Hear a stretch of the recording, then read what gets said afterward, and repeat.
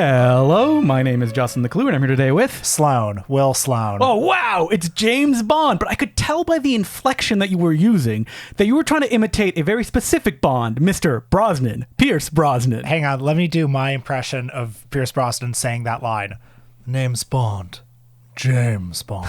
Oh. And to be clear, he liked saying that phrase more than anyone. More than any of them. When Daniel Craig says it, it's like Bond, James Bond. Yeah, he's trying to get through it as quickly as possible. Because he's not about that kind of thing. Whereas Brosnan, he's making a meal of it. He loves it. And I think if we're having an honest, serious conversation about best Bond, like, I think that should be a factor into consideration. Who liked it the most? I mean, Pierce, who after, his run of movies said, I would love to come back. Please let me continue being Bond. I would still love him to come back. Wouldn't that be great? I feel like, man, do we still have enough juice? I mean, not that people want it, but in that multiversity, like Daniel Craig meets Pierce Brosnan. Yeah, this could be and his a CG Roger Moore. His The Flash. Anyway, look, we're doing Pierce Brosnan on this episode. People may be going, wait, why? Is Why it are we like a doing joke? Like, are you making fun of Pierce Brosnan? No, it's no joke, but you can't do a Pierce Brosnan episode and not have fun. Yeah, I mean, we should say right off the bat, we love Pierce Brosnan. We love seeing him on screen. And having said that, he may have one of the most vaporous filmographies of anyone we've talked about. Oh man, I was looking at the run of movies, and it's like I think he's got one really good movie, and that's The Ghost Rider. Yeah, and then underneath that, he's got 4 poor to middling Bond films, although I could make a case for Die Another Day. A number of like sturdy workman-like kind of studio thrillers, and so many movies you've forgotten or never heard of. So many. This is a Bond who just kept acting, that he utilized his Bond success to create his own production company, Irish Dreamtime, which I'm going to get into the name of that later on. Okay. Maybe inspired Aboriginal Dreamtime, if you will. Oh, interesting. Well, his Irish Dream Productions. Yeah. And who's going to do the Cinematheque retrospective of these movies? I mean, there were movies for him to star in, basically, which that's fine. Yeah. And a lot of them are maudlin. Some of them are enjoyed by quite many people, like the Thomas Crown Affair. That's right. That's the best one, right? Yeah. I haven't seen all or even most of those. You haven't seen Evelyn? No. That was his prestige picture, Evelyn. Well, one of his prestige pictures. Yeah, or IT. I think that's also an Irish Dream production. Wow, I don't even know that one. But look, we're getting distracted from the main question, which is why are we doing Pierce Brosnan right now at this time? And the answer is because we like him. Yes. We love him. Yeah. If Pierce Brosnan showing up in a movie, big smile on my face, and I was like, yes, please. I was thinking this week. Every Pierce Brosnan movie I watched this week, with one possible exception, I thought, I love seeing this guy on screen. Yes. Doesn't matter how bad the movie is. Doesn't matter how bad he is in the movie. I just love him. Is it because he just brings it? He always brings it. Yes. Even in the one this week that he was bad in, I think he was trying. Oh, man, he was so bad. Okay. Is it just like... Is Pierce Brosnan charismatic? Because I've seen a lot of people call him wooden or flat reading reviews of some of the movies that we've seen. I think he's very charismatic. Okay. I don't think he's wooden at all. However, he's a little silly. He often seems like he doesn't have the same substance that Like there's a hollowness there, perhaps? well, I want to choose my words carefully, because I actually think he has a great deal of personality. There's something a little camp about him, a little sleazy, a little in some roles, a little goofy. Yeah, I think he understands that sometimes, like some of the movies that we both watch for this. But unfortunately, the majority of the time, the movie does not step up to support him in that role. I completely agree. I think watching these movies this week, I think he's the people's Clooney. You know, this is what I think. Wow. George Clooney and George Clooney, very talented actor, very skillful screen presence. I like Pierce Brosnan so much more than I like George Clooney, because there's something friendly about Pierce Brosnan. And do you think George Clooney's too cool in the way he's presented on screen? Almost like a smugness. Yeah, he's almost too good. Maybe I'm just rooting for the underdog. And maybe here. you'd think that if Pierce Brosnan was in better films than he is. Yeah. But the reality is that I don't know if it's his agent, maybe it's his personal taste, but boy, I look at that filmography. Many of the movies that I watched this week, I'm like, did I watch that? Yeah. Thankfully, Letterboxd exists. And I was like, oh, yeah. I wrote a review. But like, if we're talking about favorite Bond, everybody's favorite Bond, they say, is the one that you grew up with. So that's my bias. And look, Daniel Craig is the one who, if you're taking the premise of James Bond seriously, he's the best. Oh, yeah. I'm a truther of the books. The Bond in the movies is not like the sociopath in the books. That's right. Timothy Dalton, obviously great. Sean Connery planted the flag.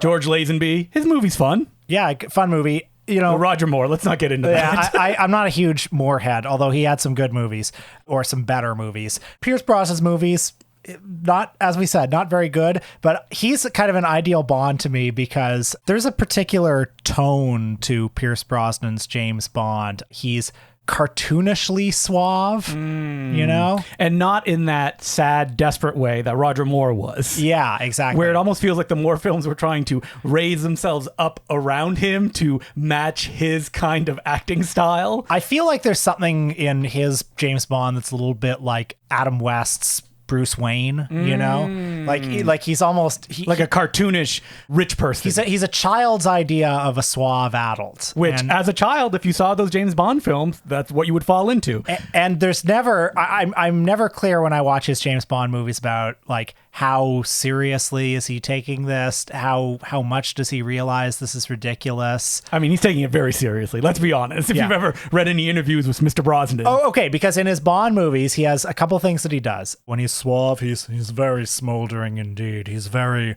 sensual and very handsome. And then there's the scenes where he gets really passionate, where he's like really telling it to the bad guy, or like when the bad Bond girl reveals herself to be bad, he's like, and it was you who said that the data was on the microchip, and it was you who gave it to Trevelyan and did, you know, et cetera, et cetera. And there are also, and everyone loves this, the scenes where he gets hurt and he goes, What is it about the sound that Pierce Brosnan makes that is just funny? Because one of the movies I was watching this week, he fell down a cliff and he's like, oh, and I was just laughing up a storm. I love it. I love when he makes jokes and he does it with the smuggest look, where it's like, and Tomorrow Never Dies, when he throws somebody into a printing press and he goes, they'll print anything these days. Now, you don't like George Clooney because he's smug, but you love the smugness of Pierce Brosnan as James Bond. I like George Clooney just I mean, you fine. like George Clooney, but, you know, Pierce Brosnan, if you had a choice, a Brosnan or a Clooney to go see at, for example, TIFF. Well, I think the Clooney movie would probably be better. Yes, so absolutely. I'd probably go for that. But still, I would rather hang out with Pierce. I mean, all right, let's just zoom through his backstory, because not really that interesting. You know, the first movie he saw in a theater was Goldfinger. Wow, really? Well, he said that. I'm sure he said that every time on the probably Bond wasn't press even tour. true, No. but I don't know. It's a little convenient, isn't it? But like he acts in like Tennessee Williams plays. Oh, I would give anything to see that. He did stage stuff. He moves to TV. Now, have you ever watched Remington Steele? I haven't seen a frame of Remington Steele. Yeah, isn't it? That's another show that barely exists. Lasted 5 seasons. And that last season got renewed famously because it was on the way out. Everyone knew it was going to get canceled, so they were going to offer him the Living Daylights. And because of the hype around that, they renewed it at the last minute, and he didn't get to do Living Daylights. If people haven't seen Remington Steele, it basically plays into what Pierce Brosnan does best, which is pretending to be a cool guy. Because the premise is a woman starts a detective agency. She can't get any clients, so she hires Pierce Brosnan, who is just a thief, to be her boss. Like, pretend to be like the cool know-it-all Remington Steele. And then, you know, classic what moonlighting would do later, will they, won't they, as it goes along. And he gets to play the cool suave guy, and this would extend into, you know, he's in a bunch of movies. That run of movies after Remington Steele, the negative might as well have been burned. Nobody watches those. Well, people like Livewire, the one with the human bombs, very over the top. And Taffin. Maybe you shouldn't be living here. But it all comes down to GoldenEye, because when GoldenEye comes out, that's when Pierce Brosnan's stock skyrockets. Right. And this came out right after Mrs. Doubtfire, where, of course, he was the villainous Stu. Now, did I love Pierce Brosnan and Mrs. Doubtfire? Probably not. But did I watch him 1,000 times in Mrs. Doubtfire? Absolutely. Right. So he's just part of the ambient atmosphere of your childhood. Drive-by fruiting. That's right. You know what? I'm reevaluating Mrs. Doubtfire 5 stars. Well, I have something to tell you about Mrs. Doubtfire. It's not primarily about him. It's primarily about another guy. Oh, no. And now that... All right. Mrs. Doubtfire 2. This time, Pierce Brosnan has to play Mrs. Doubtfire. Oh, that would rock. I don't think his career is in that down in the dumps quite yet. He always gets like a weird boost because remember he was in Black Adam? Oh, yeah, that's right. Because he played Dr. Fate, only because the director said, I want someone that is instantly cool. The elderly Pierce Brosnan. I agree. So, GoldenEye, you watched it this week. Yes. I've seen GoldenEye many times. If I have a Bond movie, it's this one, which is a little ridiculous because I don't think it's very good. No. So I definitely saw GoldenEye when I was a kid. I probably said I liked it, but not enough to watch it again and again and again. I learned this about you this week. You're not much of a Bond guy. No. And you've never been. No. Tell me about your trajectory with James Bond. Well, I don't even remember the first James Bond film I saw. Probably GoldenEye, if I'm going to be honest, because my parents were never like, this is good stuff, like many a dad does to their kids. I mean, I remember when I was 7 or 8 years old, probably 8, maybe 9, I don't know. My dad said, the first Bond movie you should watch is Goldfinger. And I remember the VHS tape, it opened with an ad for the whole series. And you're like, wow, there's a whole world to be found here. Yeah, the narrator goes, looking for a little peace and quiet. We didn't think so. Da-na, da, da-na. And it's all these shots like explosions, people skiing off cliffs and cool stuff. Then you're 8 years old, you watch Goldfinger. And when you're 8, it is the most boring movie of all time.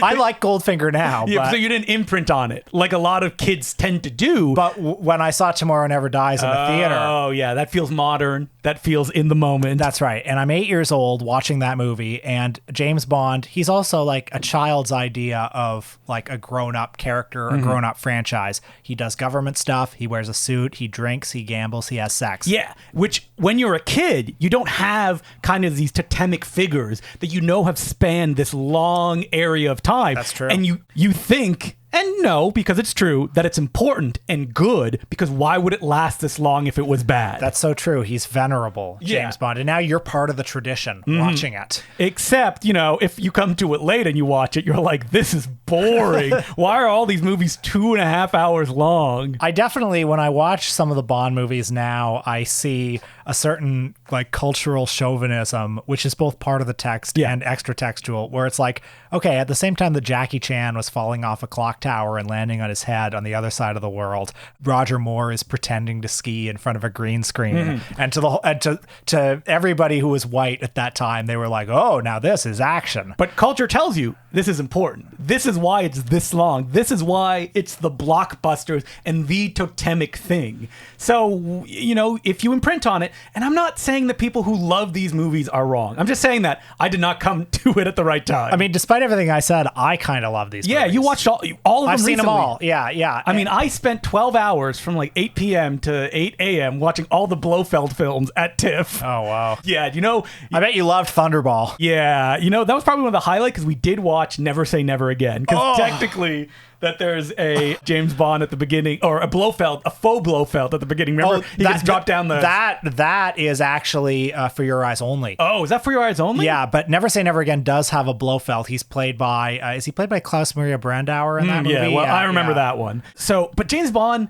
I don't want to get too into the weeds about this, but like it was always present. Did I own those box sets? Yes, I did. The DVD ones with like the colors and stuff like that. But I never really like loved them. And rewatching GoldenEye this time, I was like, oh yeah, that's why I didn't like them. Like this is a bloated, weirdly structuralist film. And kind of boring, yeah. Right? And also, like the thing about these James Bond movies, and I say this with love and affection, they're not smart, they're not clever. No. They're not like cool like paranoia spy thrillers in the way that like I know Tinker Tailor Soldier Spy is. You don't need to message us and say like, well, this is the good one. We get. I've seen them all, and some of them are good. Yes. You know which one I love? Casino Royale. I love Casino Royale. Casino Royale rules. On Her Majesty's Secret Service, which I know is the same director as GoldenEye, but boy, Martin Campbell, I don't know what's going on in GoldenEye, but people loved it. Well, yeah, people loved it because at the time that it came out, it's like this is the first one after the fall of the Berlin Wall, after the end of the Soviet Empire, and are the Soviets still the villains? Yes. Yeah, and so I don't know. I think a lot of people probably saw this movie and they were like, oh, this is really clever how this is adapting to the current moment. Look, James Bond makes jokes about toxic masculinity in this film. Isn't that? I think that M makes a joke about that. Right. You're an aging misogynist dinosaur, a relic of the Cold War. God, I have seen this movie a lot. But you know what? I can see it and see its pleasures. Like, there's a lot of miniatures in this film exploding. But Pierce Brosnan. Okay. In this movie. Pierce Brosnan. Okay. I love him in this movie. I could not believe how wrinkled he looks in this film. He's already 40. Yeah, like his forehead has like 9 wrinkles in it. And boy, is he raising those eyebrows throughout. Well, now we're getting at something that I like about Pierce Brosnan, which is that even at the height of his fame, he looked like the hottest dad on the soccer field. I mean, that's why he was in Mrs. Doubtfire earlier on. You can imagine a mom dating this guy and him being the catch. And this guy, unfortunately, will never be James Bond again because, like... Bring him back.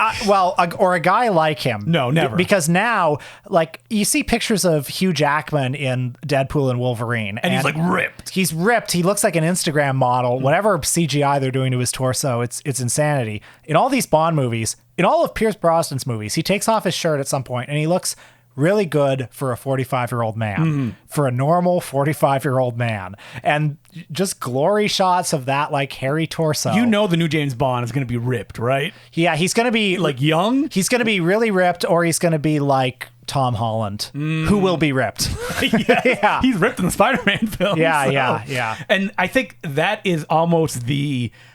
dream scenario of the James Bond where it's like, I can picture myself doing this kind of stuff. I think it actually is. And I like this about Pierce Brosnan's James Bond. The fact that seems like a waiter or something who became a secret agent, and he can do all the action stuff. But I kind of miss this about the old James Bond, the fact that he liked the martini more than he liked the chase, And he seems to have sex in 1 second based on the edits in the film.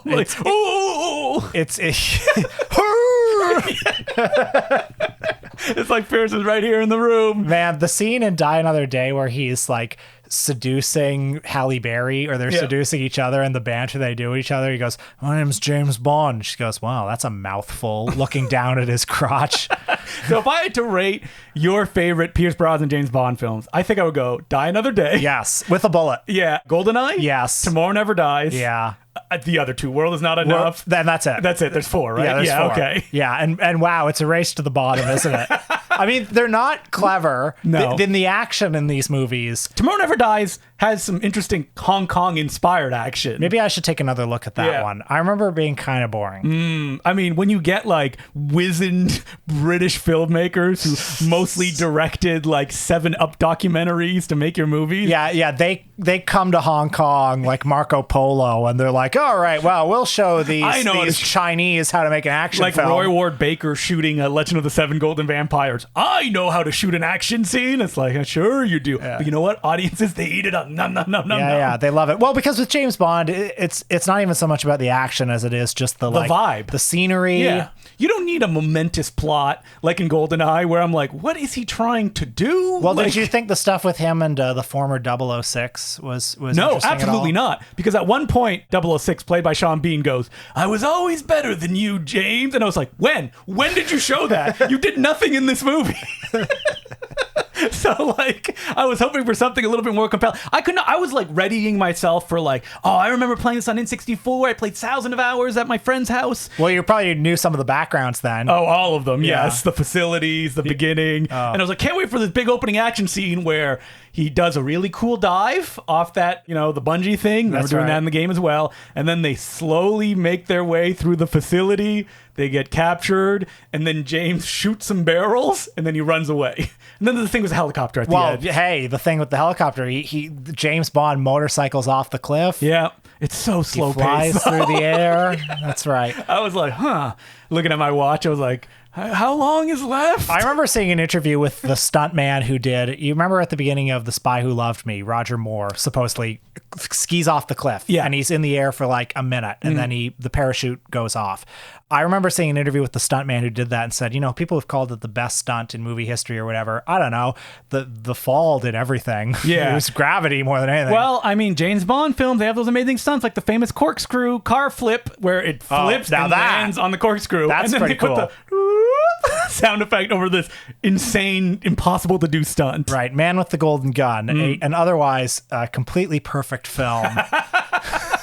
Oh, God. I know for this podcast, I'll be rewatching these James Bond films down the line. Well, hey, we're blowing our James Bond episode Yeah, I don't want to get right through now. it too fast. Let's move on to more compelling Pierce Brosnan. So with Pierce Brosnan, it's like there's Bond in the middle of his career, and this becomes like the thing that everything after is defined by. It's responding to it in some way. And during his Bond tenure, he has 2 basically spy movies that were pitched at the time. Well, actually 3 if you count The Matador. 3 like spy or spy adjacent movies that were pitched as this is his reaction to being James Bond. This is like the dark Bond, you know? So there's the Thomas Crown Affair, which I know you watched recently. Yeah. I watched it today. I thought it was perfectly enjoyable. Oh, I think it's better than just perfectly enjoyable. I think it's very good for what it's trying to do. Yeah. Which is like an adult kind of heist story that's a romance featuring adults. Like, these people are old, and so like Pierce Brosnan is not wooing a 20-year-old in this film. No, he's wooing Rene Russo, who's probably his age, 40 or something. Yeah. And there's no stakes beyond like their relationship because they're rich people stealing art. Who cares? Even one of the characters at the end of the movie is like,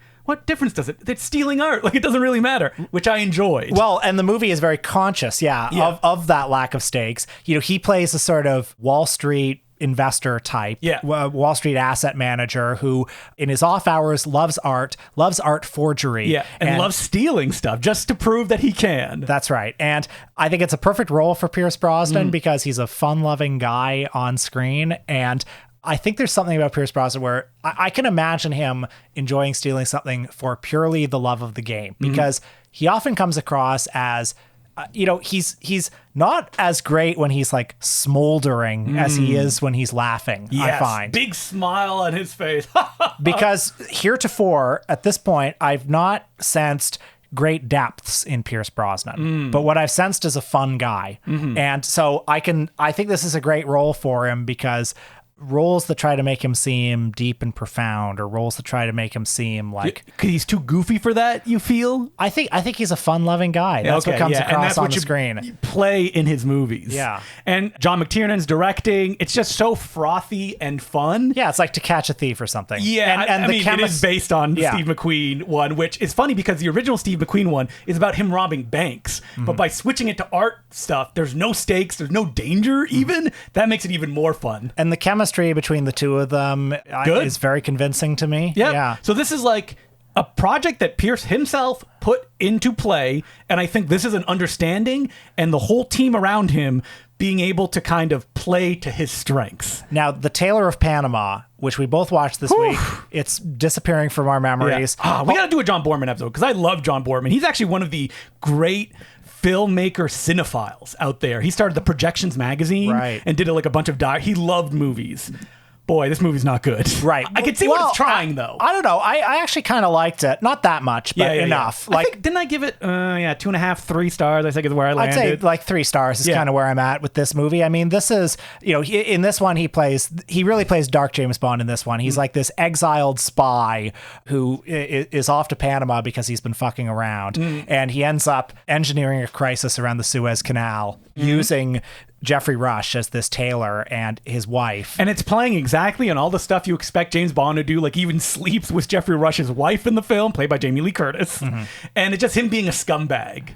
The issue I have with it is just it has no teeth by the end of it. It's like everybody gets along at the end. The end. Yeah, well, I agree, and I think this is like repeatedly a problem I have with these Pierce Brosnan movies. I think it's him. I think he doesn't want to go to that dark place at the end of the movie, especially if he's like funding the film. Well, how about like The Matador, which was the one he did right after Die Another Day, and this is like, okay, Pierce is letting his hair down. Now, he's the scummiest kind of like, he's a assassin in the movie. Yeah. But he's supposed to be like kind of a cool assassin still at the same time. But also like silly. He's crying, he's drinking. The scene that this movie was sold on was when he's walking through the casino in the Speedo and he looks like kind of like his gut hanging out. A little fatter than he normally does, and just being a sleaze. So I think Pierce in this movie, very good. I wish the film around him was better. It's exactly. It's like you watch The Matador and it's like, it's not Bad Santa, is it? Like that's what it needs to be. It's pulling its punches all the time. I could not believe when it ended with like the sweetest, like, isn't there some like big pop number that plays at the end where it's like, I will remember you, as he like looks longingly at his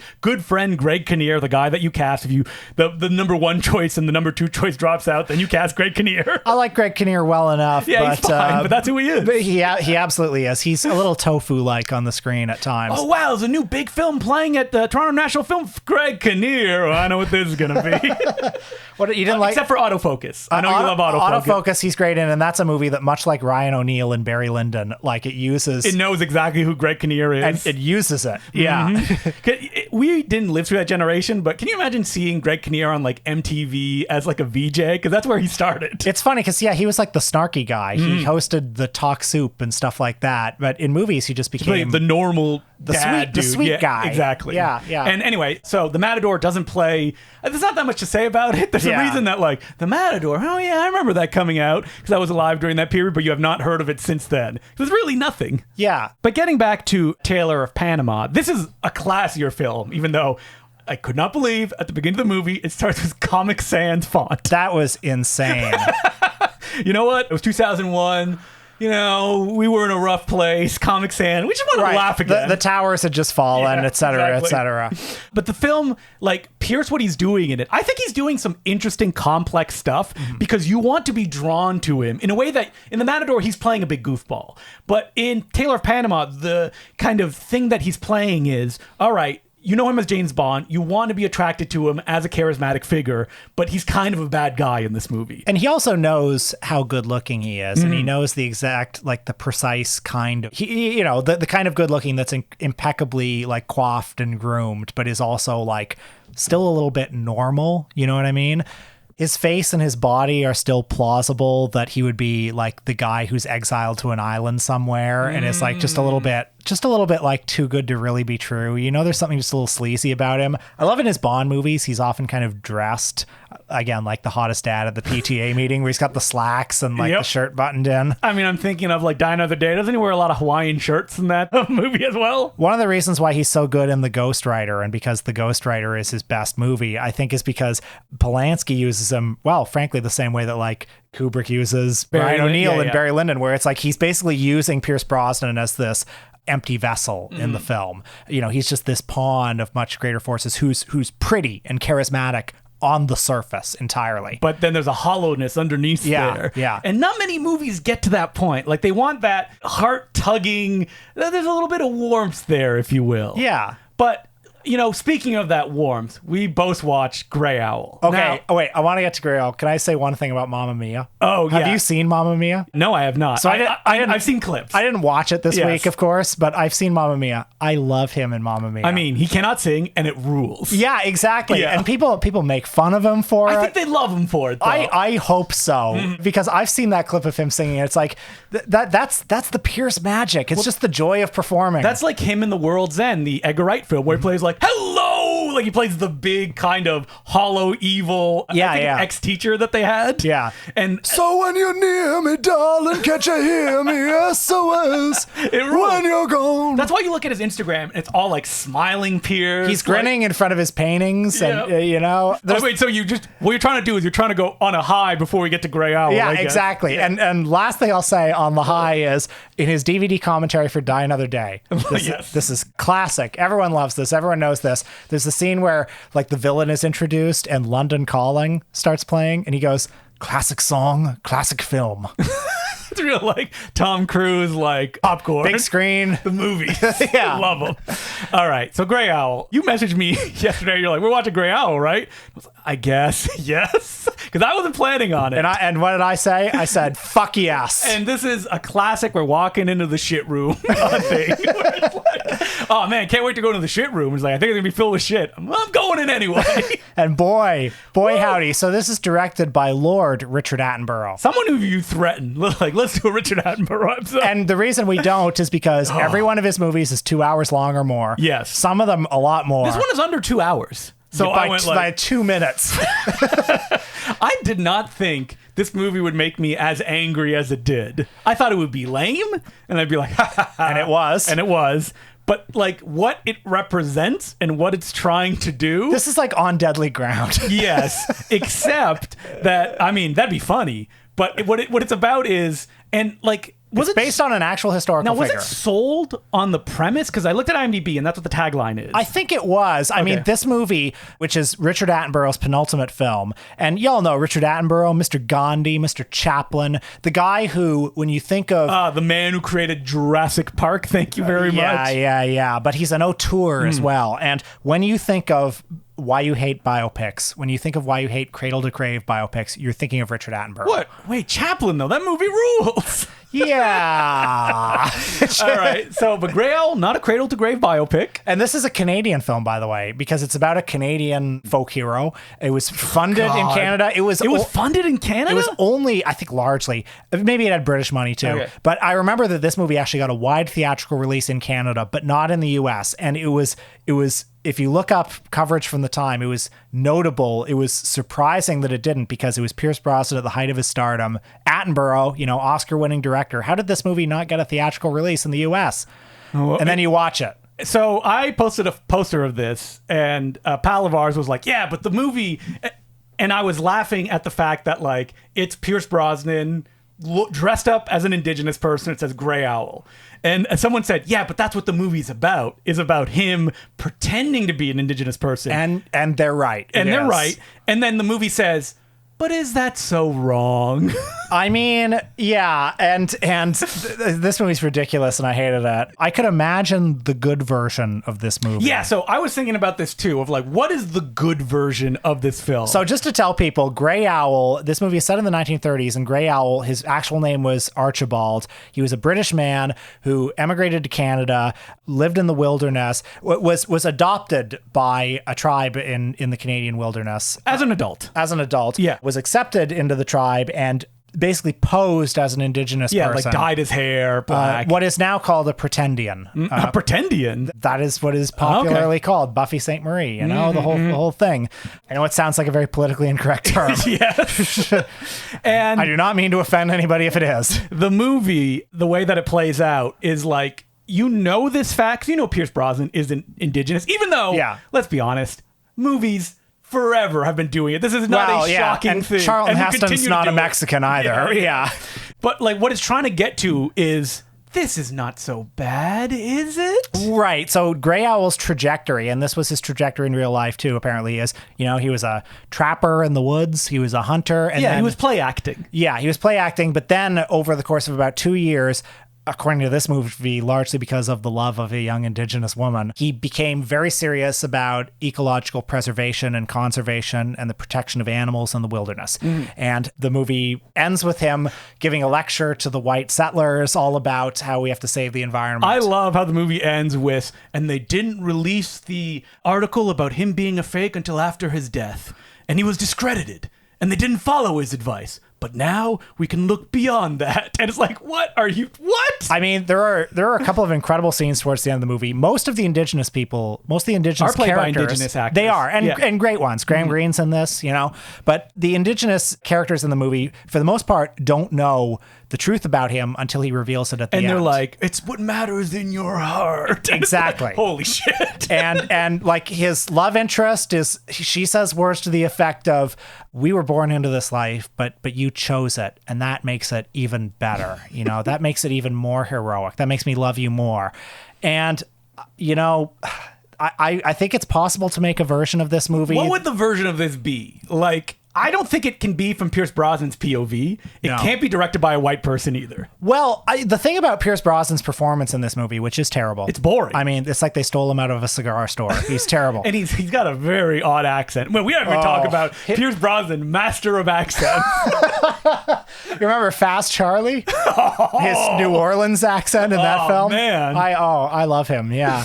And even as Bond, he's doing a British voice, but sometimes the Irish will kind of... Even though that it seems he forgot how to be Irish, if The Foreigner is any indication. He's an old man and he's running rings around you.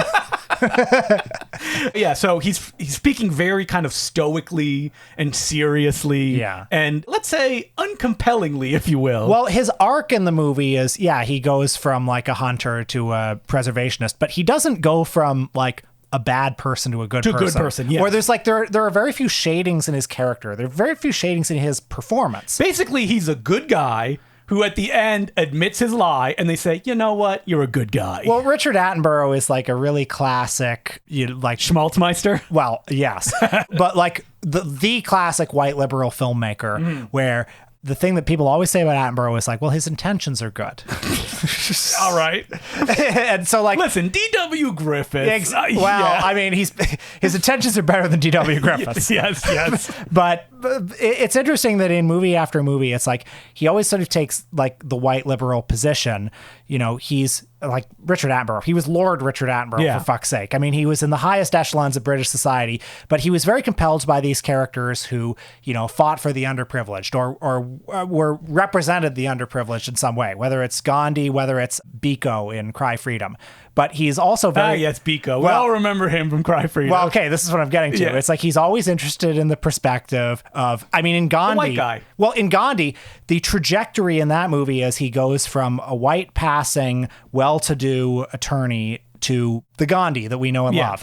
And it's and in this movie, Grey Owl, it's like the sort of subjugation of that privilege is like seen as so heroic. And that's what he's compelled to. Yeah. Is like, oh, can I imagine if someone on my social class lowered themselves? Exactly. Yeah, that's what all those movies are about. Right. You know, Charlie Chaplin himself. Playing a little tramp, if you will. Yeah. Well, and also, in that movie, he loves the noblesse oblige of Chaplin. He loves the Chaplin, you know, rose from poverty to hero of the working man in modern times. Anyway, this movie not good. Pierce Brosnan's not good in it. Oh yeah, and just beyond all that, incredibly boring. So my God, I want Canadian to die. Heritage Minute that lasts 2 hours.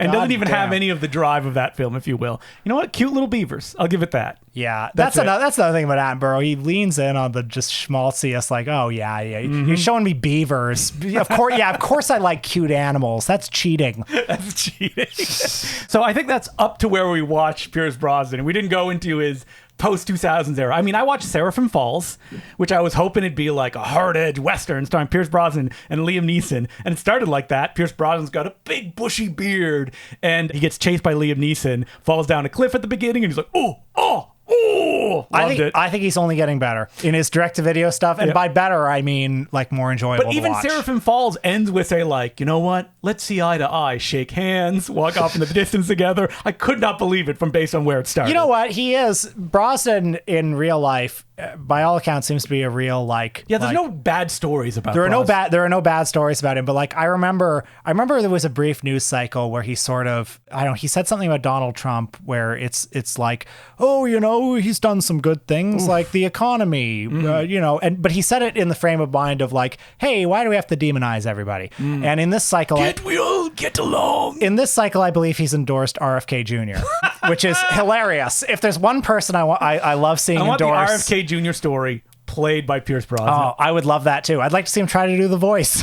But that's who Pierce Brosnan is. He's a sweetheart. He wants to meet in the middle. He wants to be your friend. What would you want to see out of him though at this point in his career? I want to see him lean into everything loathsome about him. I want to see him be bad again. Yeah. And I want to see him work with some better directors. Yeah, he needs to work with some better directors. Yeah. He needs to step out of the like, I'm on the big DC film and just work with some indie direct. You can do DTV stuff. There's no just directors there though. That's the issue. Well, I don't know if it's like the guy who did Ninja 2. Oh, Isaac Florentine. I'd love to see that. Yeah. But I don't know. Give me like who's a good art house director? I mean, just anyone. Yeah, some like international director. Just go work with them. I would love that. Yeah, he did work with Suzanne Bier once, so he did that. But I'd like to see him do some more of that. Yeah, challenge himself if you will, and play into his persona.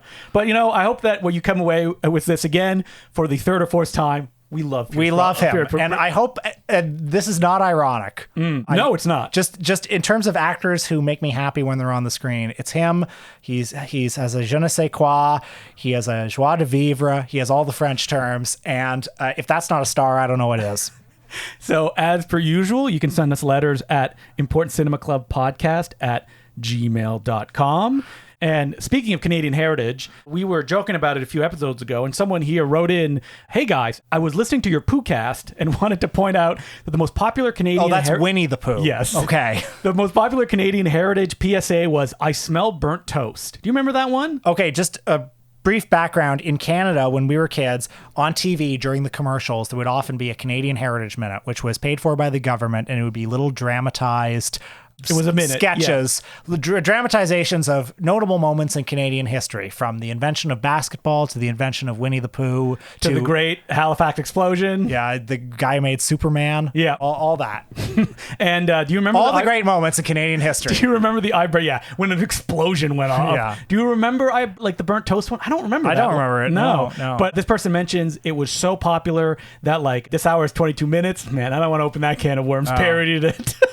So I believe, I'm sure I saw Oh it. man, do we have a big screen comedian failures just made up of the cast of This Hour has 22 minutes? Oh my God. Okay, so Mark Critch obviously has at least one movie. Mary Gross, did she have a vehicle? What's I don't know. in? She must, right? Does Rick Mercer have a movie? Oh, Rick Mercer definitely has a movie at some point. What is This Hour is 22 minutes for people that don't know? It's a Canadian, well, it's long running. It's a Canadian. Basically kind of, Imagine The Daily Show with Yeah. no teeth. yes, but it's a sketch based. Yeah. So there are newscasters, then there are sketches in between. And It was basically like our Saturday Night Live, if you will, because it ran every week. I think it's still going. And Yeah. every comedian, Is it? every comedian in Canada works for them at some point. You know? And that's I mean, just the truth. So funny. Thinking about this now, I never watched Saturday Night Live. I watched a lot of This Hour has 22 minutes as a kid because my parents would put it on all the time. Definitely, I saw all those CBC comedy shows a lot, like The Air Farce, Red Green Oh, Show. yeah. You know what? I was thinking of the Air Farce. That's what I was thinking of instead of This Hour has 22 minutes. Okay, Air Farce. Well, that's That's our Saturday Night Live, yes. There are Monty Python. There are SCTV. who came out of the Air SCTVs Farce? are SCTV, Yeah, but yeah, they're yeah. even more so. Who came out of the Air Farce? Oh, well, there's Lou Bagoy.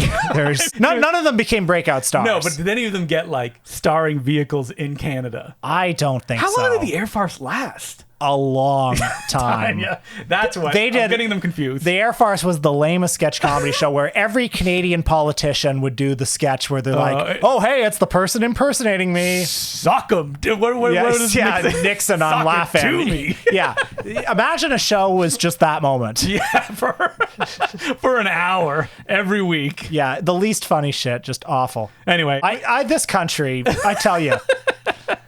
but yes, we will go look into this Canadian Heritage Minute, and maybe we'll do an episode. Just Canadian Heritage. Is that cinema? Yes. Compressed cinema.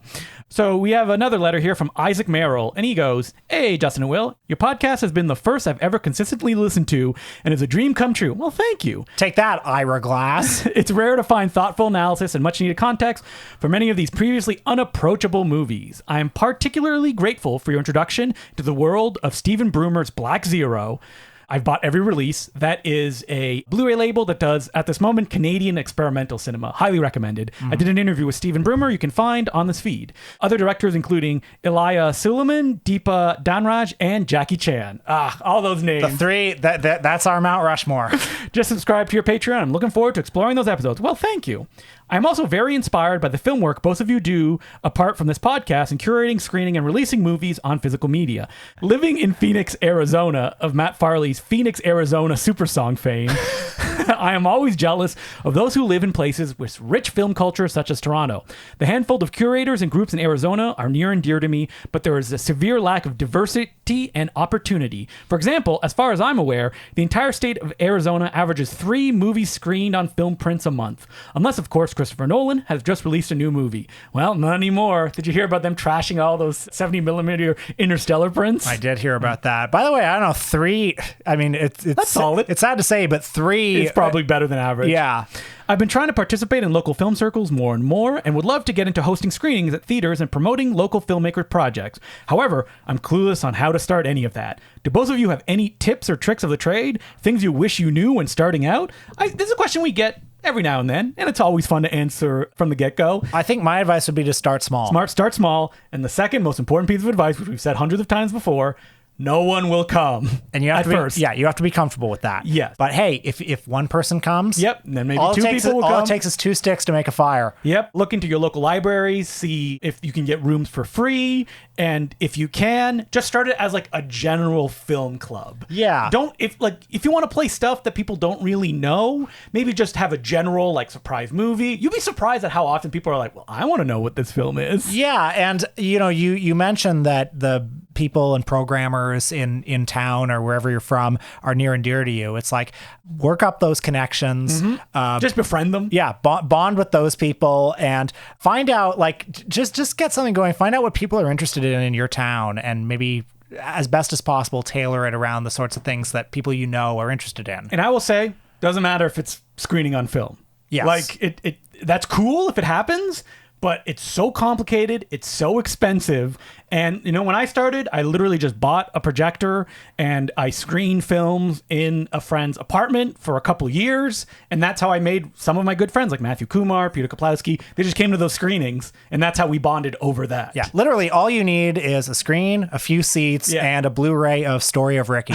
Or a white wall. You don't even need a screen. That's what we were projecting on. Yeah. And projectors have never been cheaper on Amazon. You can plug them into your phone through a USB cable and just play it off of that. So, and I will say, don't worry too much about the rights holders right now. No, not if you're doing it starting in the library. That small. And do it. It's free, so you don't need to charge anybody for anything. Yeah. I mean, it sounds like what he wants to do is create more of a community than make money doing this. So just do it for free. It doesn't matter. And he also mentions, could we do an episode on Jafar Panahi? Are you a big fan of that filmmaker, Will? I've seen a few of his films. This Is Not a Film, Taxi. I've seen, frankly, I'm more familiar with him after the house arrest. I mean, everybody is. Yeah. That's when he started getting the most attention. I would love to do that. I would also be very interested in doing, like, what if at some point we do a sort of Iranian cinema episode, like a beginner's guide? We haven't done that in a long time because I always feel hard. I know. It's hard, and I don't want to diminish any of the filmmakers that we discuss, which is, why I've always been a little bit trepidatious, but I could do a beginner's guide to Iranian cinema. Well, I just think it's like Iranian cinema has a couple of very distinct eras, all of which are interesting. Absolutely. And so we could pick like 3 or 4 movies that represent each of those eras. That is a great idea. So best of luck to the letter writer with whatever film screening endeavors you have in your future. So this week on our Patreon, we haven't done this in a long time, but we're going to be current, Will, about a new movie that just came out. That's right. We both went to see M. Night Shyamalan's Trap. And we're going to be talking about him, about the movie, about Josh Hartnett, of course. More like Josh Hotnet, as they used to call him. And the Rogers Center, or the Sky Dome, if you will. Man, so much to talk about. So we're doing that on Patreon, patreon.com/The Important Cinema Club. So next week, I thought it's been a while since we've done a Hong Kong filmmaker. We love Hong Kong. Yep. And a modern Hong Kong filmmaker? What? That's still working today? Well, at our local multiplex, the new film by Soy Cheng is coming out. He's the director of SPL 2. We talked about him in, why did we mention? Motorway? Yeah, Mad Fate is what we talked about. Mad Fate. Yeah, that was it. He directed Motorway as well. Yeah. I don't remember in what context. Was it like Johnny To? People that work with Johnny To? It was Johnny To's company, but stuff that he didn't direct. And so Soy Cheng is one of the rare filmmakers who has been able to keep a foot in Hong Kong cinema, making the movies he wants to do, somehow working through the censorship board, and he makes really rough films and mainland blockbusters at the same time. That he has somehow been able to thread that needle in a way that, like, no one, not even Choi Hark, has been able to do. And he's somebody who has been able to capture a bit of the flavor of that 80s and 90s golden age, but also the flavor of now. And do it in an auteurist way as well. That all of his films feel very much from his perspective. And he's been in the industry for a while, like starting in the 2000s, very early on, making like category 3 horror films. So very excited to talk about him. I'm a big fan. And so that's what we're doing next week, Soy Cheng. Until then, my name's Justin Leclue. I'm Will Sloan. Thanks for listening.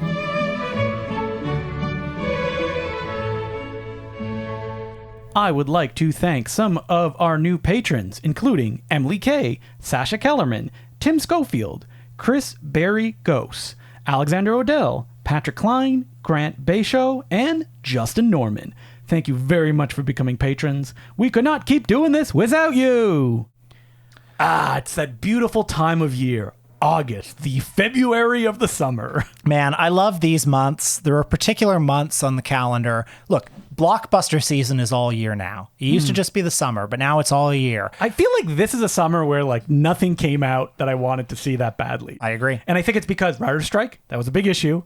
And, movies are bad now. Not Despicable Me 4? No, which didn't do as well as they thought it was going to. I haven't even really paid attention to the box office. It's been Inside Out 2. That is the box office king this summer. And Deadpool and Wolverine. Yeah. So there were two box office. Did you see kings. that one yet? No, I have not seen it yet. Okay, I'm sure it'll be coming to an episode of Michael and Us any day now. It looks right? like a rich text to me. But anyway, the reason why I love August is because, January and August are still somehow are officially designated schlock months. Mm-hmm. They're where the unwanted, the orphaned, forsaken movies go to open. The movies that have been on the shelf, the movies that have been meddled in post-production. This weekend, as we record this, there's a new Eli Roth movie out, or is it? Yeah, not really. So what the hell is this? You don't even know what it is, right? So Borderlands is a based on a video game? A very popular video Yeah. game series that has not been popular in like 5 years. Well, that's when they shot it. So Yes. So it's been sitting on a shelf forever. they shot most of it before the pandemic. Yes, that's how long they shot it ago. That Eli Roth was able to make and finish Thanksgiving in between finishing Borderlands and, it actually coming out. And this movie has been so extensively reshot that they couldn't even hide it. I'm surprised that Eli Roth kept his name on it, but it's probably something to do with him wanting whatever pay that he was going to get. Because I believe if you take your name off of it, you don't get residuals. Right. So they even made a sort of like announcement that... that Tim Miller, director of Deadpool, came in and did all the reshoots. Right. You know who the cursed figure on this is? Avi Arad. He's the one, who his producer is? No. So he's the one who bought Marvel, or was one of the people who bought Marvel, was Ike Perlmutter. And he owned the rights forever, so he produced all the Spider-Man movies. And this is The like... Sony extended Spider-Man universe is his doing as well.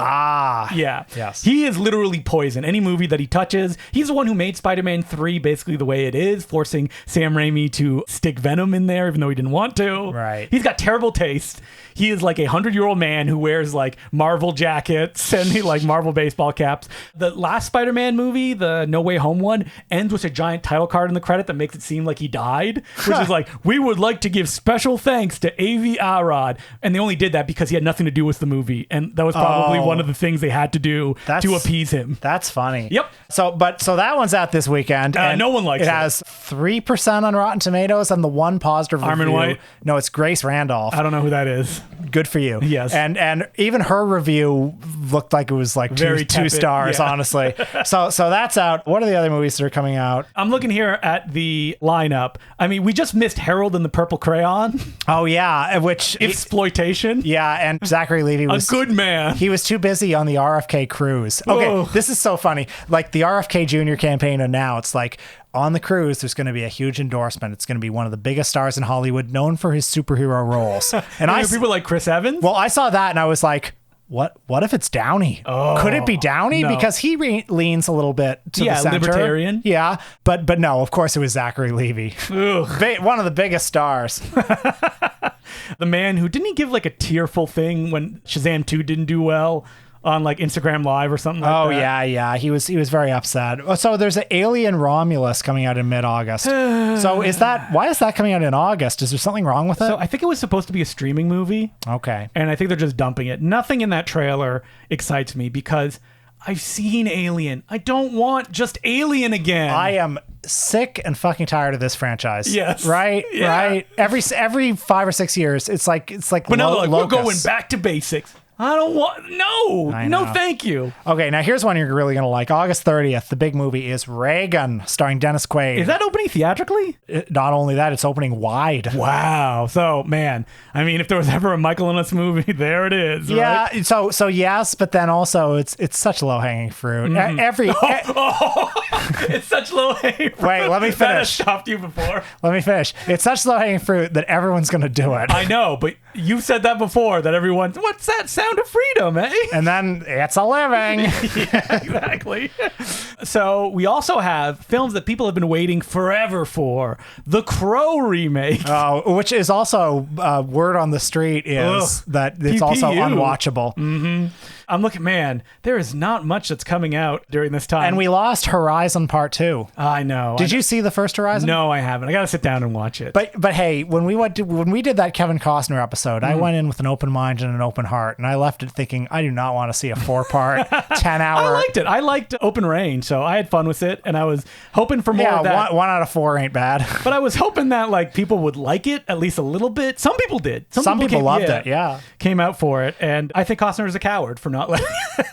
But then finally in September, big movies start again. Beetlejuice. And I have to say, I actually have no idea how this is going to do. So I've heard some people who have seen it say it's very not good. Really? Yeah. Are we breaking news? Are we breaking embargo? No, because it's like a friend of a friend. It's like my uncle that works at Nintendo, basically. But I was with somebody in the theater and they leaned over and they were like, oh, this person's girlfriend that I know saw it because she does this and not good. Okay. And he said she's not like tied into like, Tim Burton-esque or a film person. Wow. Just like a normie walking off the street. How about this? It's breaking news. It's like, ain't it cool news on here, hearing about these. It's like Batman and Robin unreleased films. But I know that a lot of people would like it to be good. And I'm very curious, like, are people excited for this? Like this Beetlejuice. I think they are. Beetlejuice. Like, if it opens at $80 million or if it opens at $5 million, either of those possibilities could happen. I genuinely cannot tell how excited people are for this. Now, you skipped one in August because it's not going to theaters. It's going to streaming. John Woo's remake of The Killer. Oh, my God. Well, hey, how about that? We've had 2 new John Woo movies in 10 months. It's going to Peacock. Oh. Oh, man. So, I mean, we just saw John Woo's Silent Night. Mm-hmm. And if I imagine me as a boy, it's like, I've just seen Hard Boiled and someone says, in the future, you're going to get 2 new John Woo movies in less than a year. Isn't that exciting? Well, how about this monkey's paw that you're holding? This monkey's paw, folks. Even though that when Manhunter played, people were like, John Woo, he's on death's door. He's never going to make another movie. And it's like, that's a shame. He went out on at least a little bit of a high. And then he died, and then he made these 2 films. Is he at a point, I wonder, it's like the second unit directors are like, let's do what we think John Woo would say. As people, you watch that trailer for the Killer remake, real Europa energy, the Luc Besson produced films in the 2000s. Well, I have no insight into these John Woo movies, unlike you, Mr. Hollywood, with this Beetlejuice talk, with this insider info. But to answer your question, I would say yes, absolutely. I would bet my life that the 80s are doing most of these John Woo movies now, and that he comes in and he rubber stamps it. I would bet I would say kill me right now if that's not true. Now, I'm sure you're very excited though for a prequel to the Transformers story that's animated, and they quip now. This is like a parody movie. I can't believe they quip it. now. Yeah. In the trailer, I think one of them actually goes, "Did that just happen?" Oh my God! Is this because they got to make a new Transformers every 5 years? Yeah, yeah, absolutely. Now, how well will that one do? My answer to that is, who cares? Yeah.